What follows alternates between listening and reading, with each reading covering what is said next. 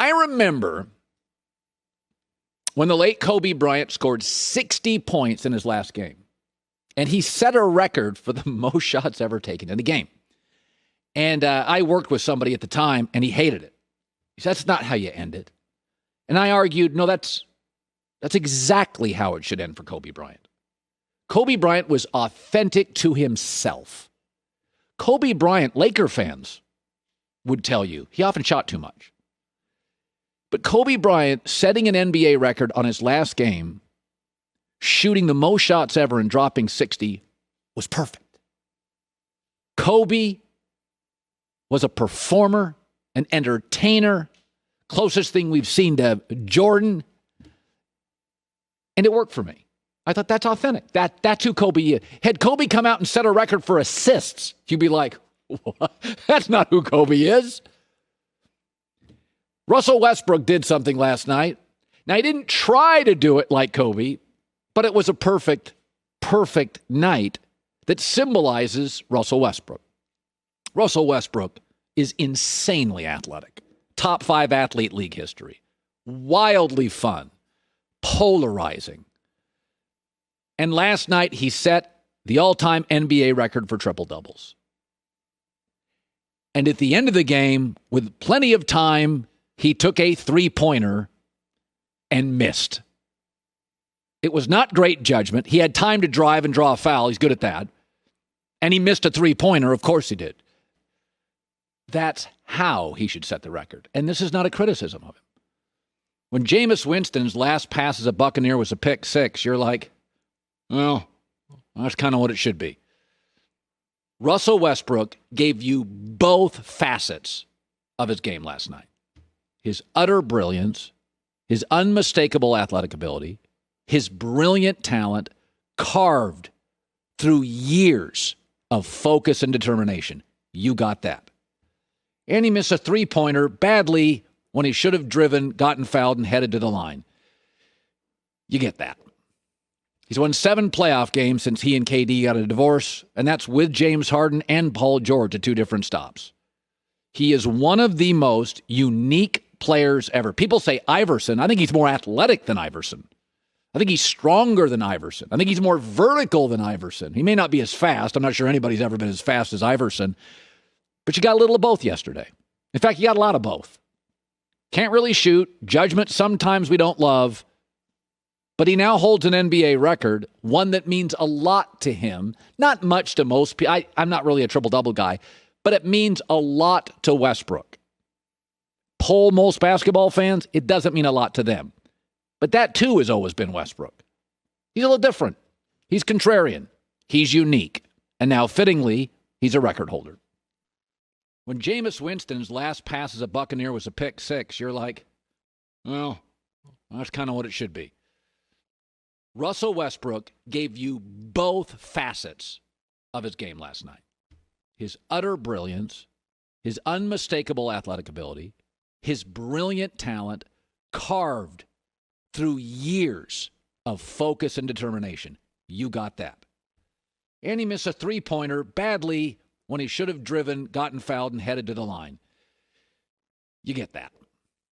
He's won 7 playoff games since he and KD got a divorce, and that's with James Harden and Paul George at 2 different stops.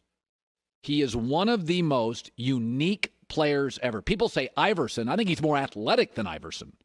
I think he's stronger than Iverson. I think he's more vertical than Iverson. He may not be as fast. I'm not sure anybody's ever been as fast as Iverson. But you got a little of both yesterday. In fact, you got a lot of both. Can't really shoot. Judgment sometimes we don't love. But he now holds an NBA record, one that means a lot to him. Not much to most people. I'm not really a triple-double guy, but it means a lot to Westbrook. Poll most basketball fans, it doesn't mean a lot to them. But that, too, has always been Westbrook. He's a little different. He's contrarian. He's unique. And now, fittingly, he's a record holder. So Davante Adams was on our show yesterday. Great to have him on. I'd love to have him on again. So we talked about, I asked him some questions about, what if Aaron leaves? What are you doing? You're a free agent in a year. And Davante Adams said this. When I first got it, I was actually on the golf course trying to enjoy myself. A couple brewskis out there, so it's a good day. And then I hear that, and it kind of sways it. Obviously, I don't really know what to think. Hadn't really spoke to him, so it wasn't the best news to receive while I'm out there trying to have a good time. But it scared me a little bit. If Aaron moved on, you have such an incredible working relationship with him. Would it affect your future in Green Bay? Potentially. I mean, that's my guy. That's the only guy that I've had, other than that 2017 season when he got hurt. It's the only guy that I played with. And, we built up a special connection over the years that has made it, put us both in really good positions in our career. It would change a lot, man. Doesn't mean potentially I'd be gone, but, I definitely have to do some extra thinking if my guy wasn't here. Yeah, you don't want to lose him. He may be the best receiver in the league. In The Last Dance, the Michael Jordan documentary, it was really a cautionary tale on don't tick off your superstar. As Joy has said often, not many of them around, take care of them. General manager Jerry Krause of the Bulls didn't want Phil Jackson back. But that didn't mean he lost just Phil Jackson. Because Michael said, I will not play without Phil Jackson. So you lose the best coach and the best player. And then Scottie Pippen, Rodman, Steve Kerr, Bolt. And now your best player is Tony Kukoc, a finesse European who won best sixth man in the league. That's your franchise player. You lose Aaron Rodgers. Number one, your Jordan Love pick is going to be exposed. Going to be a bad day for Brian Gutekunst, the GM. You're going to lose the locker room. You're going to lose Davante Adams. By the way, you've never been a place that can get free agents anyway. Yeah, you're done getting those. You struggled to get them with Favre and Aaron Rodgers. Folks, the Chicago Bulls have never recovered. And that's a wealthy franchise with an owner willing to pull the trigger on big moves. And by the way, it's a very attractive city. I'm going there this weekend. They've never won more than 50 games. One time, 23 years. That's it. The Chicago Bulls have never recovered. Green Bay, do you understand how the dominoes work? I've worked in corporate America for, God, ever. Let's start with that. Ever. And, I've had a pleasant experience every place I've been.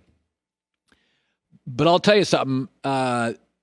Almost as a rule, executives sometimes don't see around corners.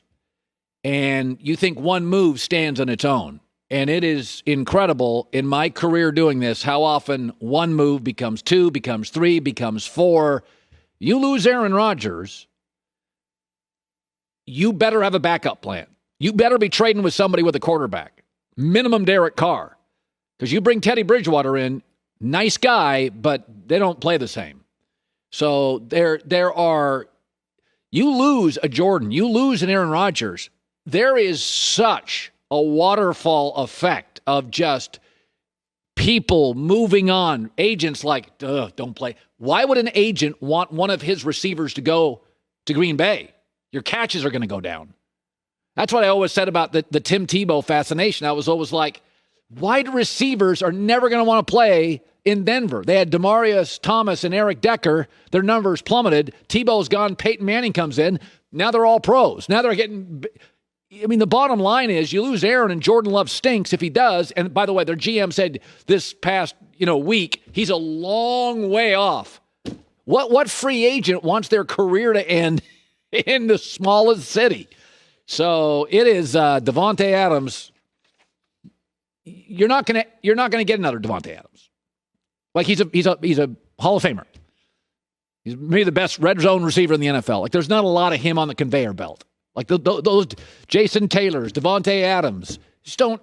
Khalil Mack, you don't get a lot of chances. Khalil Mack is a once-in-a-decade rush end.